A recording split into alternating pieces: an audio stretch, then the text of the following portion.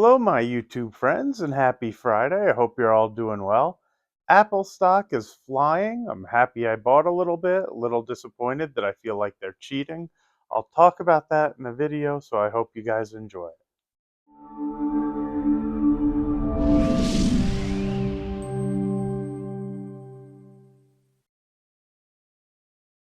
Good morning. My name is Adam Kahn, and this is Investing with Adam K. So, really good unemployment numbers. I mean, bad in one respect, but good for the markets, which is why they took off today. Both the bonds and the stock market are higher, which means rates are lower, which is what everybody's been hoping for to relieve the equities. Equities are flying, Apple included. And why do I say Apple's cheating? Well, I'm going to talk about buybacks a little bit and what actually helped them go higher because it really wasn't the actual earnings. They beat by a little bit, and if I were really to delve into the numbers and what they projected for future earnings, it really isn't that great. They were pretty much estimating about 6% growth going forward, which for a company like Apple where the stock goes and goes and goes, you would hope for more. Again, I'm really glad I own the stock. It's hard to complain. But what drove the price higher was an $110 billion buyback that they authorized. That's huge. And why don't I like buybacks and why do I say that's cheating? Well, if you're the CEO and your bonus, along with the other people, is based on stock performance, what a better way to push the stock higher than just buy the shares back? Now, I get that they're making enough money to do that. I understand that even as a shareholder, there's some benefits to the stock going higher versus better dividends. But if they have that much money to distribute, I think they'd be better served to be more fair about it and just send it out as a dividend. There are advantages to not doing that, but I do think it's cheating on one respect. Like really, you're taking market share off. You're creating a situation where there are less shares on the market. It drives the price higher, which is great, but that's not really based on growth. And I don't think they're doing it where they're actually waiting for the stock to get to a valuation that they think it's a great deal. I think they just have that much money on the sideline. They're now generating a lot of money and they don't know what to do with it because they don't have projects to invest it in. So they figure we might as well buy some stock since we don't know what else to do with our money. Now, of course, as a shareholder, and I'm sure other shareholders are really happy to see the stock up as much as it is. I think there wouldn't be any disappointment if they distributed it as a dividend as well. And to be fair, I think that really is a more fair way of doing things, even though for tax reasons, I'm better off if they don't do that. It's just when I think it through about what actually should be done in terms of what the laws should be, it shows me what's unfair about the buybacks. Driving the stock higher creates probably much bigger bonuses for the people working there. So I, I just see it as something that they may want to consider not allowing. It's not really cheating, as I said. They're not breaking any laws, but I do see where it's a bit of a problem, even as somebody who's benefiting from it. I also wouldn't mind if a company said, we think our stock is undervalued and we have additional funds, so we'll use that to purchase the stock. But I don't think that's the case with Apple. I think they just have extra money because they generate a lot of revenue from the sales of their phones and everything else. Hi, Winston. But I don't think it's simply that we think our price is undervalued, so we're going to pick up some stock because we see growth coming in the future and people aren't recognizing it.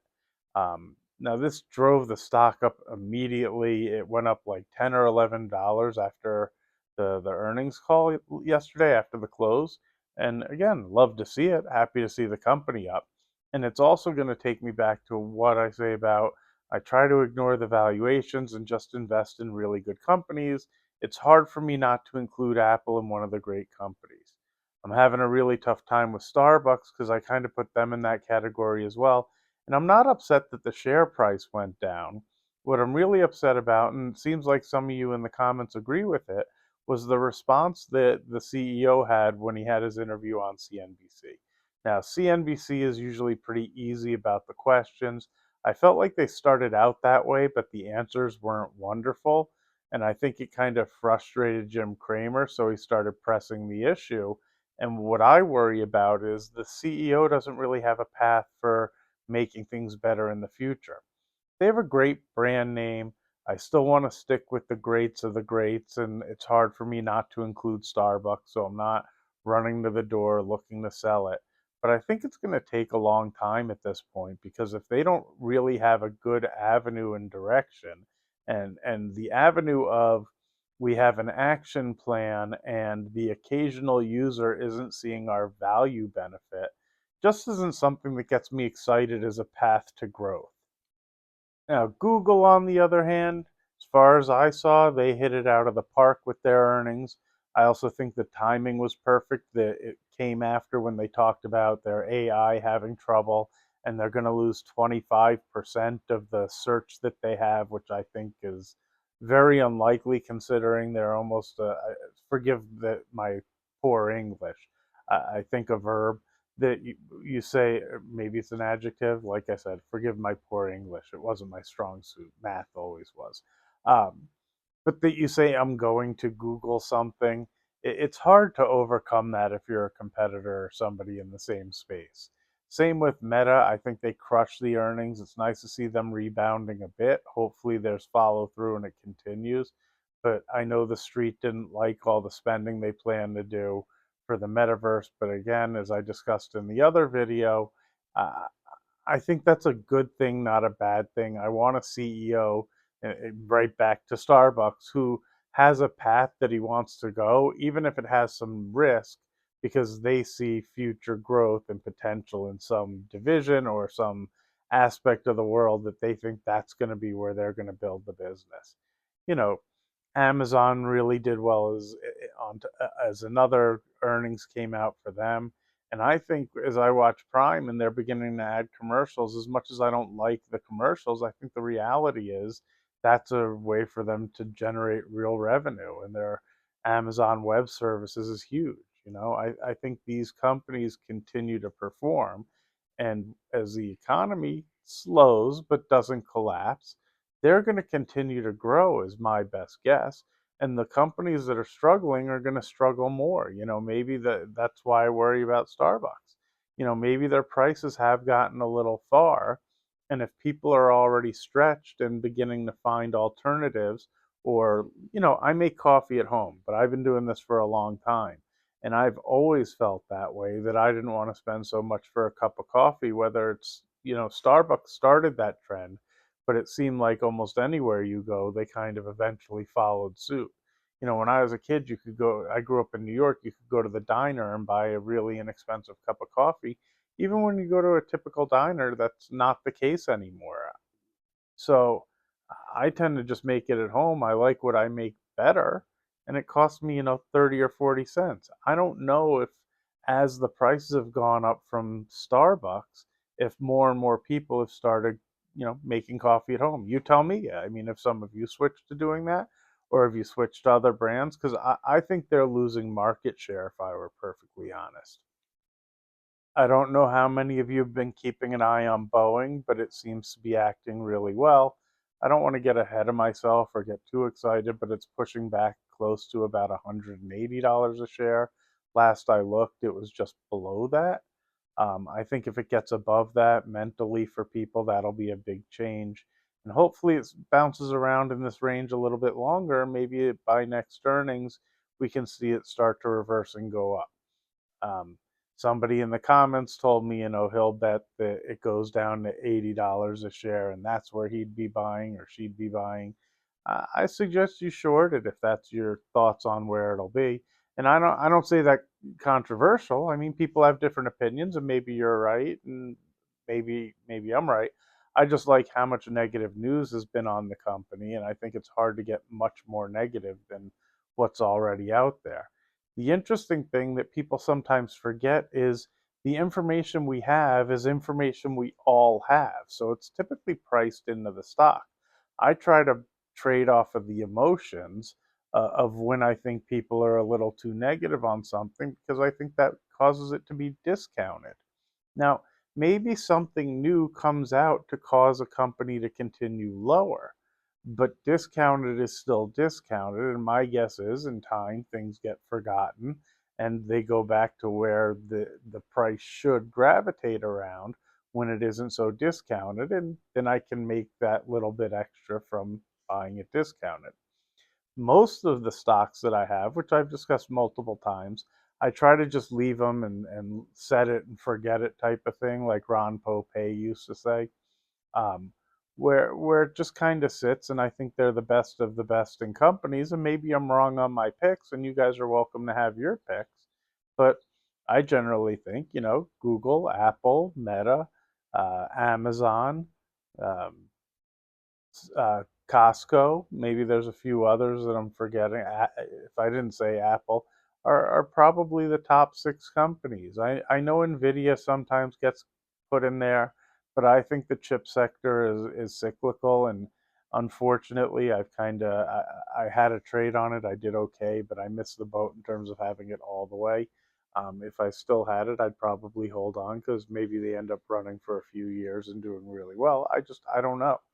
Um, what I do know is if I stick with the great companies year in and year out until they're no longer the great company, they tend to outperform. I think there might be an opportunity with Tesla as well. They've been out of favor, and they've gotten a lot of negative press. It seems to be dying down a bit. When the last earnings came out and they shot up, and then kind of funny that it shot up another $15 simply because he took a trip to China with no real anything behind how that could help earnings. Um, but I think maybe that's a little bit discounted too. I don't know that I'd be jumping to buy it where it is now. It's already had an okay move, but I wouldn't be opposed to it being a company in my portfolio, and I picked some up, as you guys know as well. I went to lunch yesterday with a buddy of mine, and we talk about a lot of this stuff. And he talks about getting 5% return in CDs and everything else. And it just makes me more confident that the markets will continue to be strong. I think it's really easy for people to move into something that they feel safe with right now because the economy seems scary and people are nervous, which is where that phrase comes from, climbing a wall of worry. The earnings have been decent. Companies continue to beat the earnings. I think you're going to watch the equities continue to outperform where whatever a CD or a high yield savings is paying until people get upset that they're not invested in something that's outperforming, and continue to watch the markets higher. Once that money gets sucked out and drawn back into the equity markets, sure, I could see a correction coming then. But I think all the nervousness is what stops it from happening now. I think what we saw up until the Fed meeting was the panic. That was the fear. And now that it's going back up, I think it's all the money that made the mistake of getting out of the markets, and now everybody's done selling. I think what happens is there's an automatic amount that goes in every month from people's 401ks and whatever they're putting in for their stock plans at work and whatever else. And that money continues to come in. Selling pressure comes around when people get nervous and the ups and downs of whatever mutual fund is buying or selling this. But then once that selling pressure finishes, you continue to have that automatic deposit of people who put in every week, every month, or whatever those drips are that they do. And as that money comes in, when the selling pressure is done, it can't help but push the markets higher. I think those down moves look scary, and I think that the algorithms push them further to kind of drive the sales to make it where things get cheap. But I think until something really dramatic changes, that things will stay status quo and you'll see equities continue to drift higher. I think similarly with real estate and anything else. I just think this is what I would call a normal economy. Scary news. You've got the wars going on, the protesters. Ugh, I don't even want to get into it. And a bunch of things that make people really nervous. Well, that keeps markets going and going. Anyway, don't forget to hit that like button, smash the subscribe button. I think I said it backwards. Maybe I say hit that subscribe button, smash the like button. make some comments. Let me know which companies I forgot that are the great ones that should be in everybody's portfolio. Have a great day. Have a good weekend. I'll probably talk to you tomorrow or Sunday. Um, I'm going to try to enjoy this nice weather.